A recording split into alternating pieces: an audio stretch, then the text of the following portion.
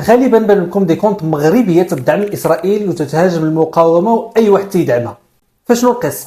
معكم احمد، صحفي ومهمتي نشر الاخبار. تابعوني باش تبقاو ديما على اطلاع بشنو واقع في العالم.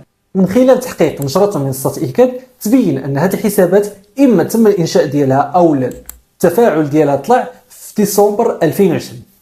تماما في الفتره اللي كانوا فيها الصفقات نتاع التطبيع باش تاثر في الراي العام وباش تفرش الطريق للتأييد الشعبي. فريق إيكاد من خلال تتبع العشرات الالاف ديال هذه الحسابات هادو تبين له انه 22 الف حساب وهمي، من بينهم حسابات تدعي انها مغربيه كانت تتهاجم الجزائر من اجل خلق صراع بين الشعبين. وحتى من الصور اللي تتكون في هذه الحسابات هادو هي مجرد صور تم تطويرها بالذكاء الاصطناعي.